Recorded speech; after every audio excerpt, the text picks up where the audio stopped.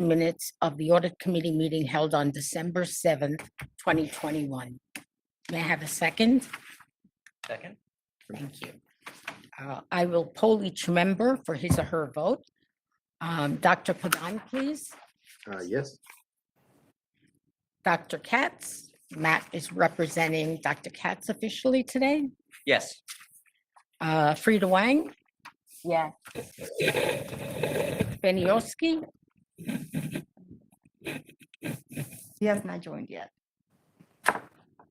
Okay. Anita Kawatra.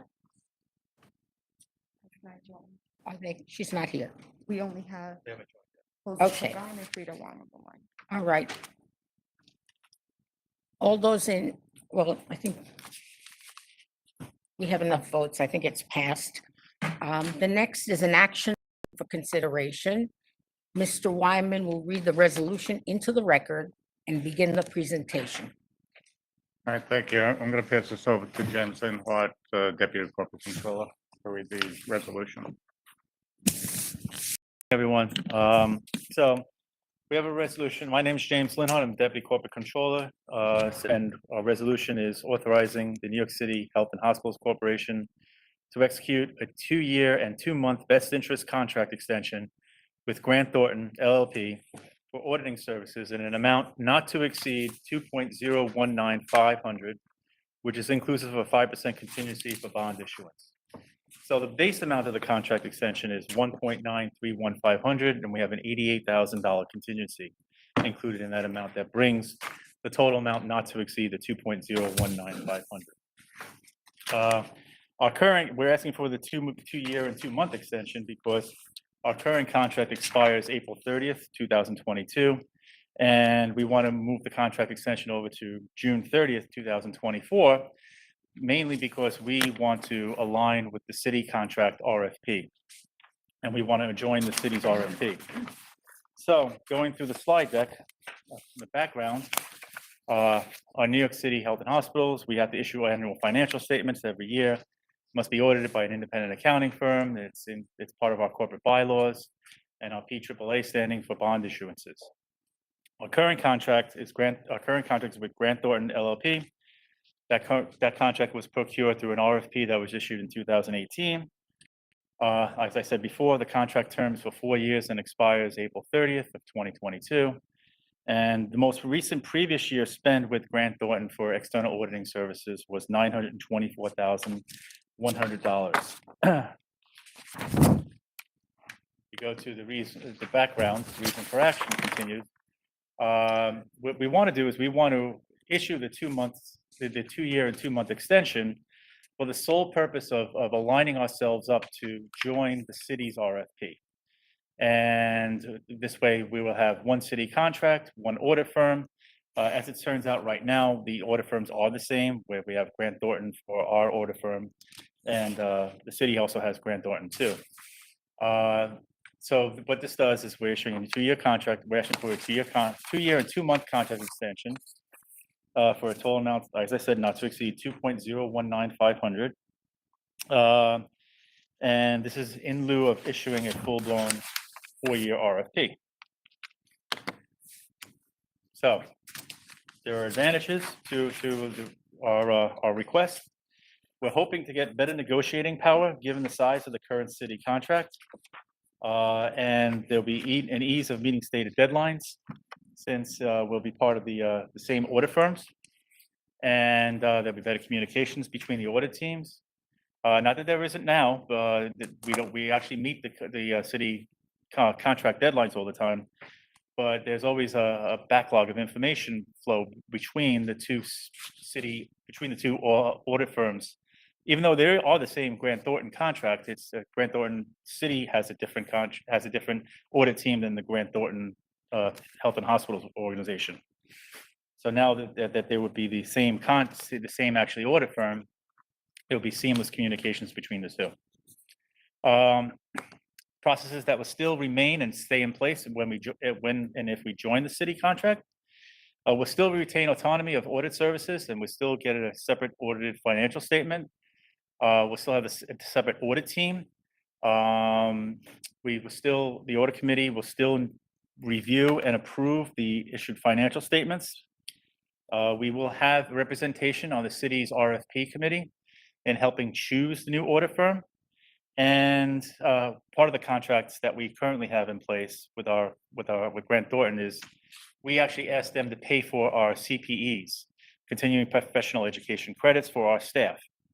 That will still remain as part of the contract. Next page. The price has not increased in the past 8 years. We've gone to RFP twice, and the RFP, the contract extension for 2022 and 2023 calls for total amounts of $951,700 and $979,800. That's exclusive of the contingency. And if you look down in your package, you see FY13, FY18, and FY19 were all they costed more than the amounts that our two-year contract extension is going to be. So the next slide is the vendor performance. I'm not necessarily going to go through each line, but if you go through it, you'll see that we are very satisfied with Grant Thornton as our audit partner, and they received a performance rating of excellent. Okay, so the MWBE slide is next. Their goal when they set out the contract, when they set out the original 4-year RFP, was 30%. Over the course of the contract, though, between 18 and 22, they had received a total of 16%, but they had met a 16% MWBE utilization. There were reasons for it. Part of it was because the first year they actually need to learn the organization, since they were a new audit firm for us. So the first year they were all actually expecting that the MWBE utilization was going to be low because they were, like I said, they were learning our organization. Year 2, their actual WMBE contractor just quit on them. They backed out of the agreement. So at that point in time, they couldn't find a firm to staff up and provide services to them. So their year 2 utilization was 12%. Year 3, the year 3 was the COVID year. So due to COVID, they couldn't meet with all the individuals and the WMBE staff. So the utilization was rather high, but not at 30%. And year 4, they actually ramped up, and it was about 26% for year 4. However, their total WMBE utilization was 16% during the course of the previous 4 years. So as you see from the slide, their current WMBE contractors are going to be Chang and Healthcare Management Solutions, and they're committing to a 25% goal. So lastly, we're seeking an approval to extend the contract with Grant Thornton by 2 years and 2 months for a not to exceed value of $2.019500 to provide auditing financial services, and more importantly, to align ourselves up to the city contract. Yeah, this is Jay Wyman, Corporate Controller. I just want to add a couple of things. Just put it into context what this ask is for. The city has their audit. We have our own audit. But we are also consolidated as part of the city's financial statements. So considering that we both have independent audits, but we're also consolidated, that will remain. The only thing that we're asking to change is to be aligned with the city's contract, so we could join the city's contract and eliminate these 2 separate, contract concepts. So we'd have one team, 2 different audit teams, but one audit partner in charge of both contracts.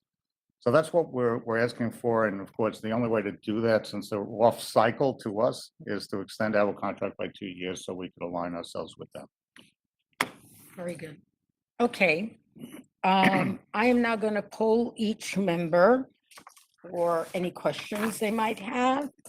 I'll start with Dr. Pagan. This looks good. My only comment would be that when you align those contracts in the future, that since we are Something important to us is MWBE, that we're able to reach the same level as we have it now, when you do those negotiations, when you go for that RFP with the city. Yeah. So keep that in mind. Thanks. Yeah, all the same requirements that we have in our current RFP would be included into the city's RFP. They've asked us to, to come up with whatever the requirements are. We put them in, we're on the committee. And not to say that this will happen, but we don't have to choose a firm if if it doesn't meet our criteria, and we could always go out with our own RFP. But this asks us really to become part of it because we think that there are advantages. Thank you. Thank you. Matt, do you have any questions? No questions. Thank you. Okay, Farida, any questions? I do have a few questions.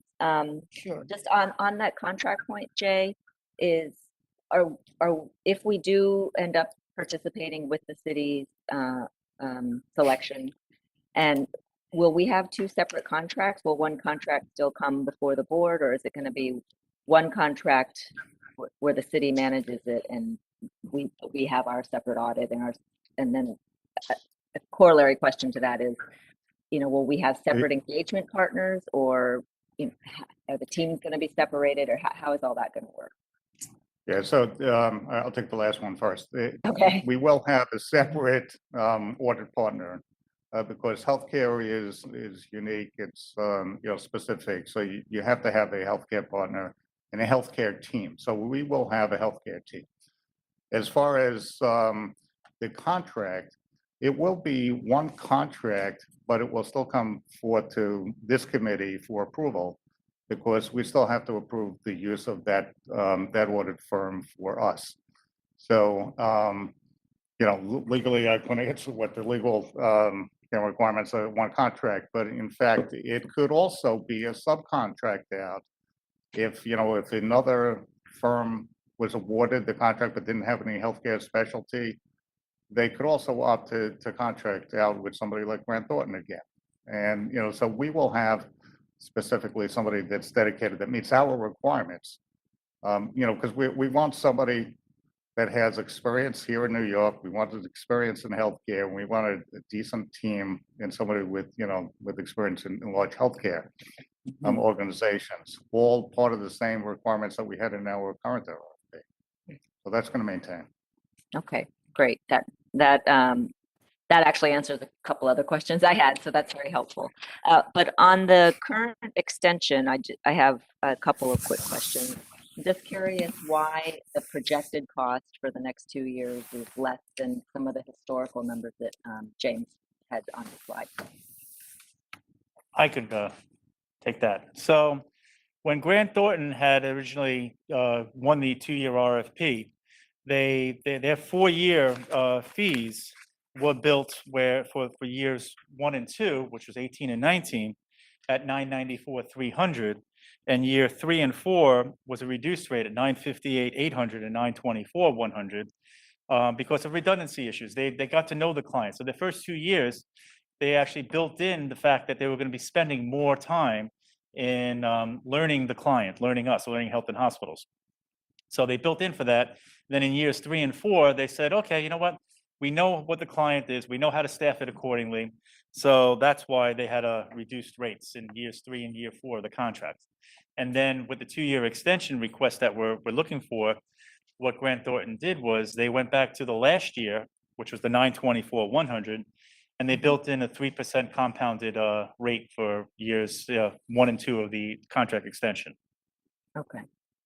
Thank you. That makes sense. And then could you just explain the bond contingency amount? Is that The $88,000 extra?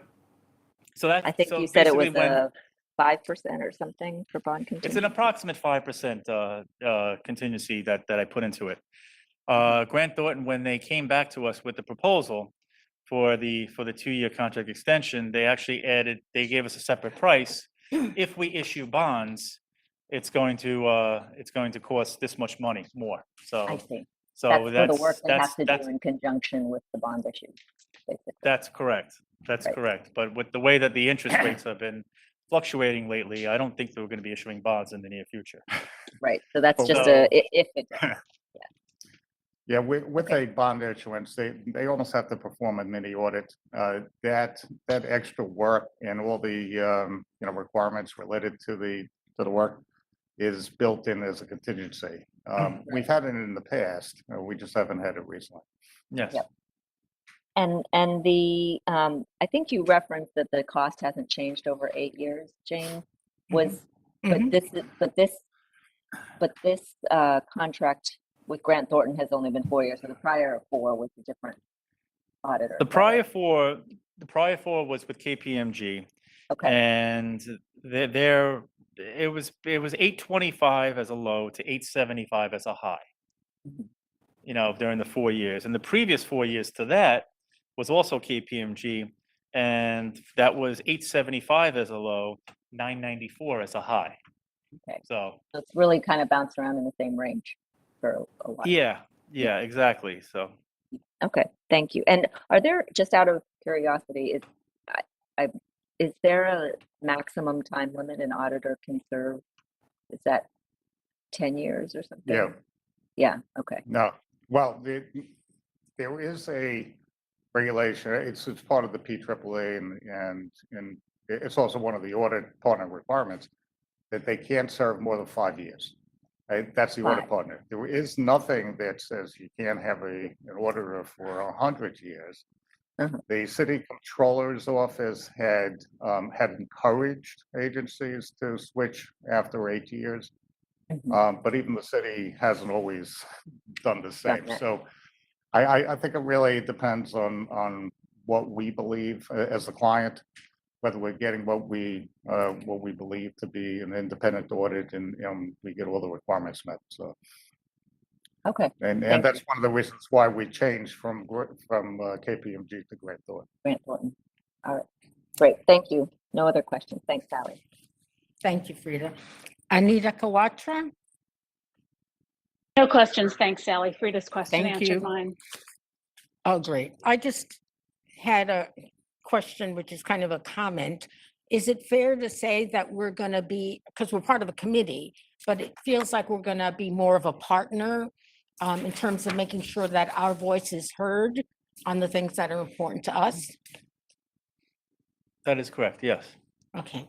And does the city have an MWB requirement or they're using ours in their?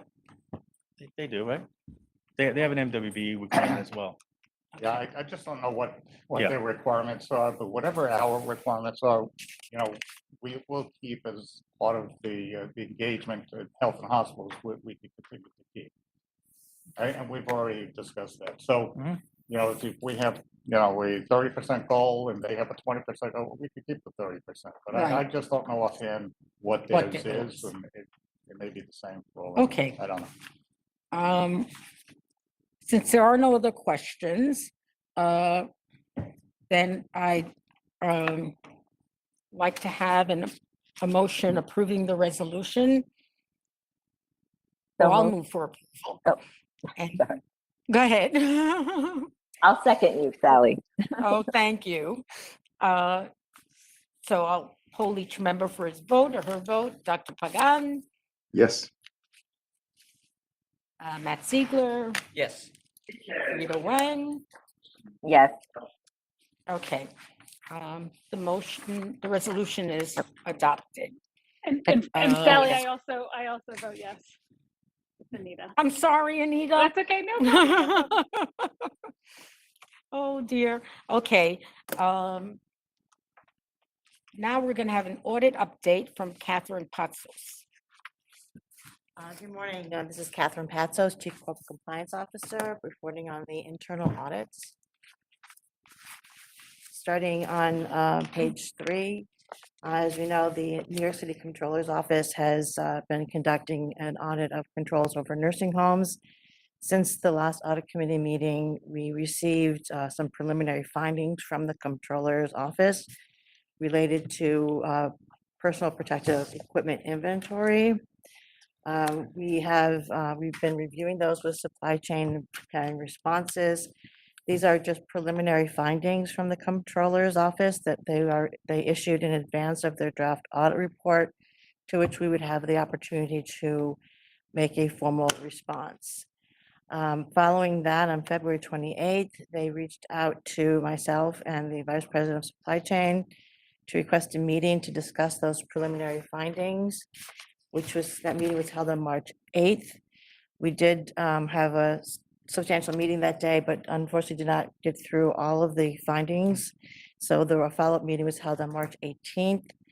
And also they had some additional questions at the March 8th meeting that they had posed to Health and Hospitals. Next is the system. I'm sorry, could, Yes, yep. could you elaborate a little bit on the kind of findings that Hmm. were discussed at your Yeah, meetings? sure. A lot of it had to do with the inventory processes and procedures and whether, especially, during the pandemic era when when the inventory was in flux, we were receiving a lot of donations, and they asked about our, inventory about which was purchased, which was which was donated, Mhm. perpetual inventory, how we prepared the inventory for those. And they found some discrepancies in terms of the counts that they were concerned about, and whether or not certain things were blind counts or not blind counts. So we have addressed a lot of those concerns with them, and there's been a dialogue back and forth with them that we will continue, and they're actually going to issue a preliminary draft audit report before the actual draft audit report, to Okay. which we would be able to respond. Okay, and like, what's their, what's their angle that it may have been misappropriated, it wasn't, No, What's- no, that's not it. It's their main concern, I think, is having policies and procedures in place, particularly for when an epidemic or emergency occurs again, and that we're able to adequately and precisely account for our inventory. yes, So those are the main concerns that they have. Okay. That they want to make sure that the processes are in place, that we make The sure that, track. because we asked them about that and they said no, that they didn't feel that there was misappropriation. great. Does anyone else have any questions on the audit? Okay, then we'll move on. Sure. So internal audits is conducting a system-wide review of nurse hiring. That is, the objectives are to evaluate the onboarding of all direct hire agency and travel nurses, and make sure they have the appropriate background checks in place, make sure that their annual performance evaluations are conducted for direct hires and agency nurses, and to make sure that the proper documentation is maintained and reviewed as appropriate. Internal audits had a meeting on February 23rd with nursing administration to discuss their hiring and onboarding processes. That is the beginning of the field work for this audit that they will be continuing in the coming weeks. And I did ask how we came to pick this specific area to audit. This was chosen because it had been audited by the Comptroller's Office previously with our prior vendor. No, that wasn't, that was the nursing agency. And so there were gaps that were found in that particular audit. We now have a new vendor, Right Sourcing. So we're going back to make sure that the same gaps that had been found in the prior audit are not continuing. Okay, thank you. Any questions? Okay, we'll move on. The auxiliary dissolution, there's been no update since the last audit committee meeting. The auxiliary audits, there's just a little bit update that the final reports for calendar year 2020 have been completed by our CPA firm, the Bonadio Group, and reviewed by internal audits. 18 of the 22 auxiliaries were completed for 2020. We had 15 as compilations, 2 as reviews, and 1 as an audit. Those are all based on the total amount of revenues. There are 4 that remain to be completed for 2020. For Queens Hospital Center Auxiliary, we have outstanding reports for 2018 and 2019. 1 report each, and they're under final review. As of October 1st, 2021, the Queens Hospital Center Auxiliary status, 501c3 status was reinstated. We are still waiting to find out from the Bonadio Group if that reinstatement would be retroactive. Okay, so a little confused about that. So the years for which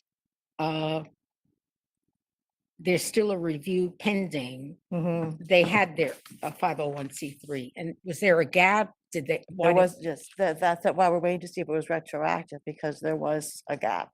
Okay, They had lost it, and then as of October 1, it was reinstated officially. yeah. But we need to make sure that that reinstatement is effective retroactive to close the gap. Okay. Thank The- you. I'm sorry, Sally, Yes, is go that- ahead, Frida. Catherine, so the 2020 calendar year is the only, so 2020 and 2021 are the years that we're concerned about, that they may not have had their 501c3 status?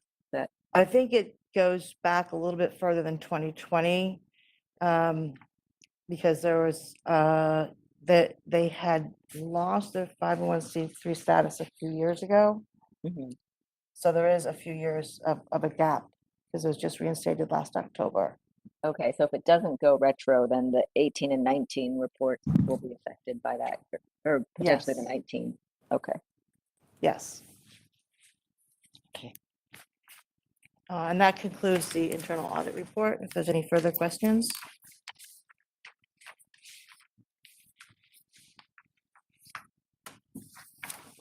And now we'll do the Office of Corporate Compliance report. On page 1, we have the monthly exclusion monitoring. During the past reporting period, November 17th through February 22nd, we discovered that there were 2 workforce members who appeared on exclusion lists. The first one was excluded by the Office of the Medicaid Inspector General and the Health and Human Services Office of Inspector General, OIG, as well as General Services Administration System of Award Management, the SAM exclusion. That person, however, did not pass the background check and was never hired.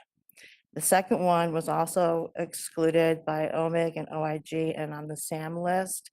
This individual was an agency person who was at Elmhurst and worked from December 13, 2021 to January 12, 2022, when we learned of the exclusion. This person was only training as a discharge planner. So we are currently investigating whether this is going to result in an overpayment. And then as far as the Death Master File National Plan Provider Enumeration System, no providers were found on that. Moving down to paragraph 10. During the past reporting period, there were 67 incidents that were entered into our case management system. Of those 67, 23 were found to be violations of our HIPAA privacy and security operating procedures. 11 were not violations. 33 are still under investigation. Of the 23 that were violations, 9 were determined to be breaches. Of those 9, 3 were a result of registration errors, specifically selecting the wrong patient upon registration. One of them involved posting of PHI on social media by a workforce member. Another involved verbally disclosing a patient's HIV status to a family member without authorization. In one case, a provider left PHI at an NYU facility. There was also a photo of a patient's PHI that was uploaded to another patient's MyChart account. And another case, there was PHI, production PHI was used in staff training.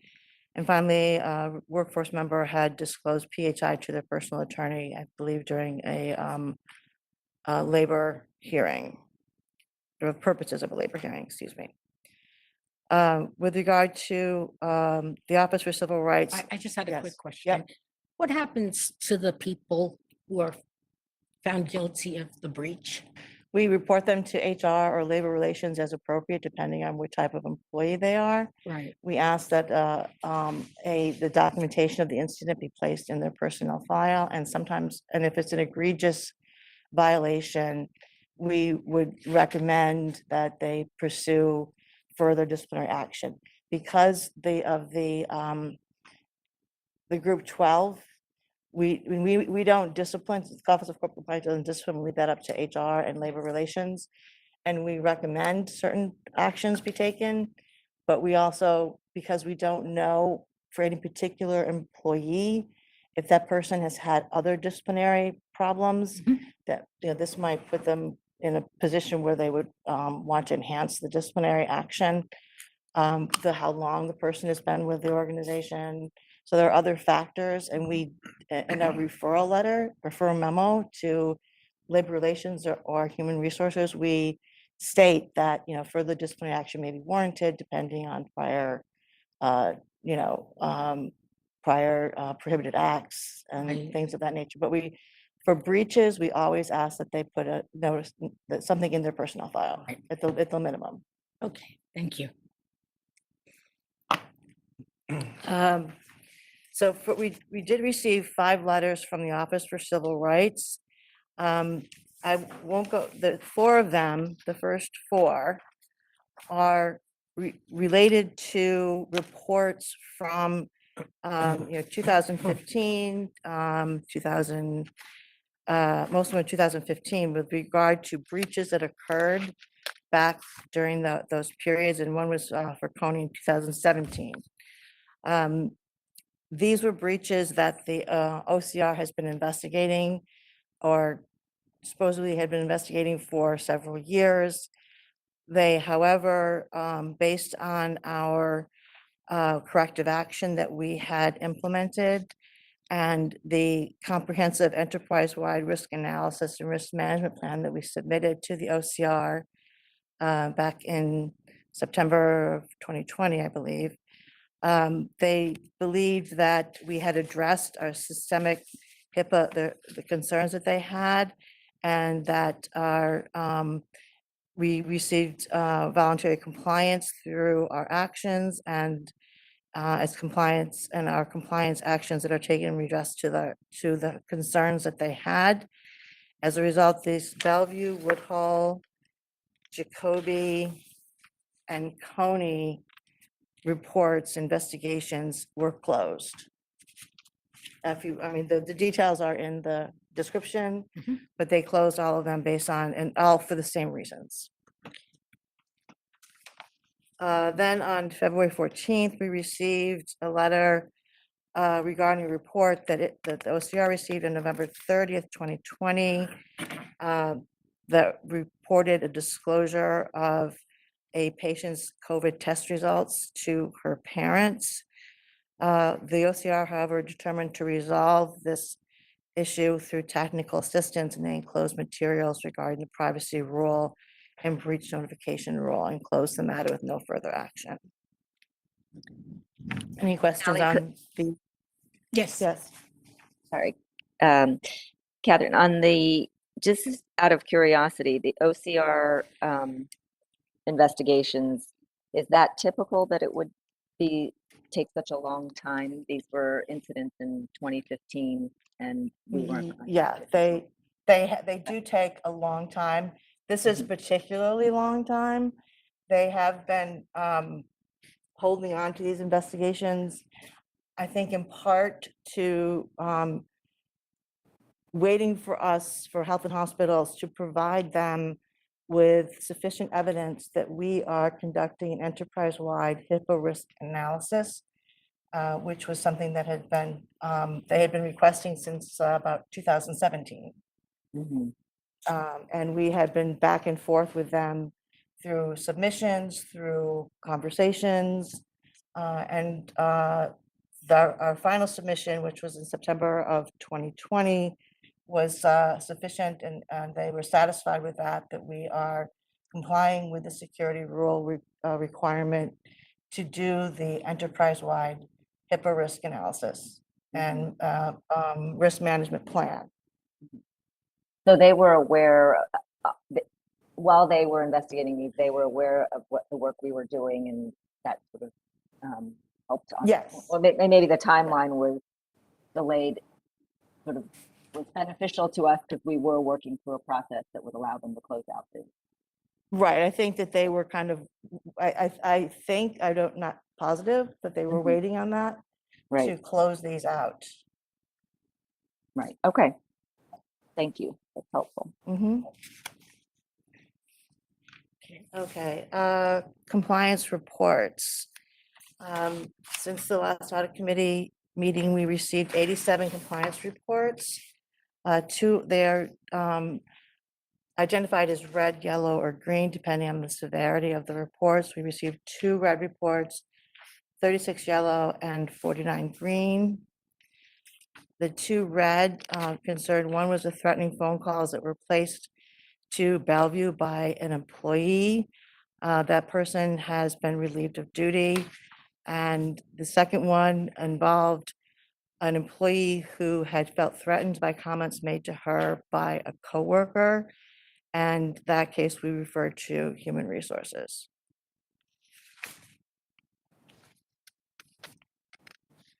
And moving on to page 10. Billing and coding auditing services, RFP. The Office of Corporate Compliance, in collaboration with the Office of Revenue Cycle, drafted an RFP for vendors to provide billing and coding auditing services. On February 6th, the RFP was approved by the Contract Review Committee, and it was posted on the week of March 4th and sent to selected vendors.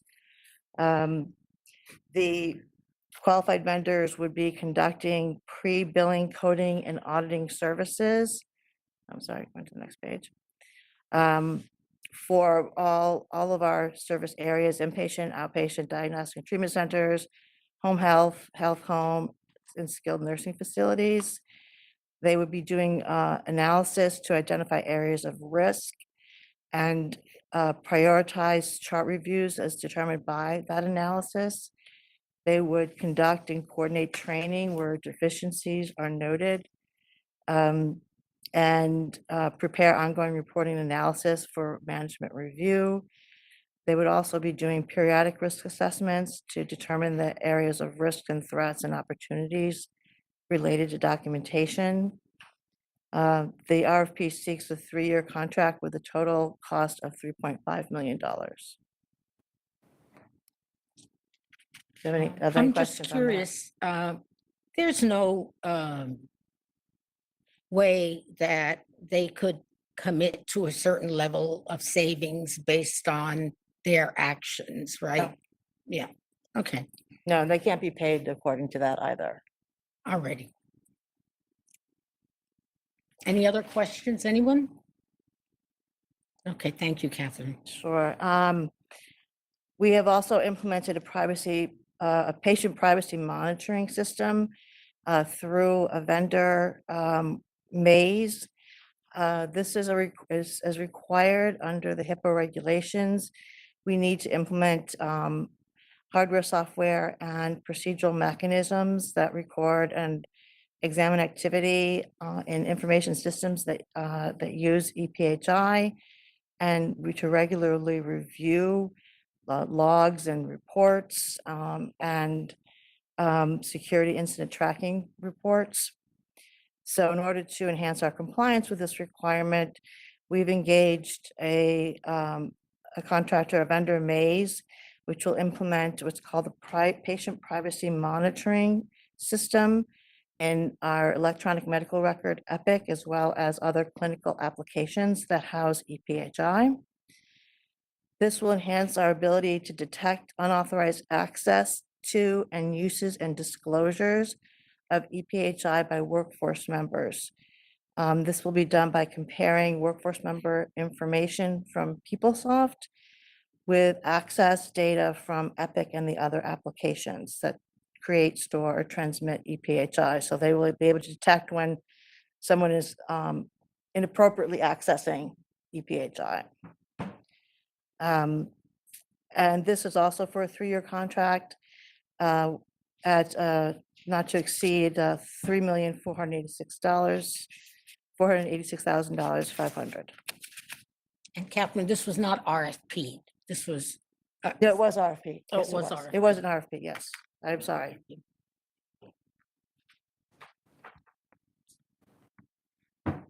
Any questions on that? Okay.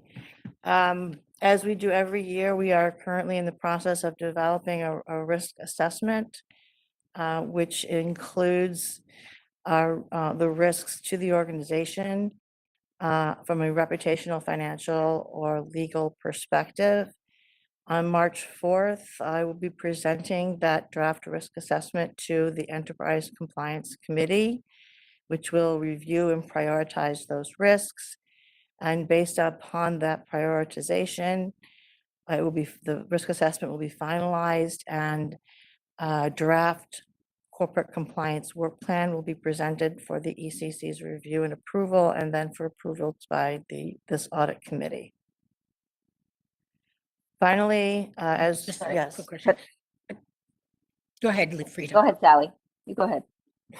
Just to be clear, some of our audits, like the nurse staffing audit, are internally generated by internal the- audits. audit, our audit Right. department. And some of them come out of this group. Yes, which could be done by internal audits as well as compliance, depending on the type of risk that is identified and where the, excuse me, the appropriate subject matter expert would lie. Okay. All right, thank So- you. Go ahead, Frida.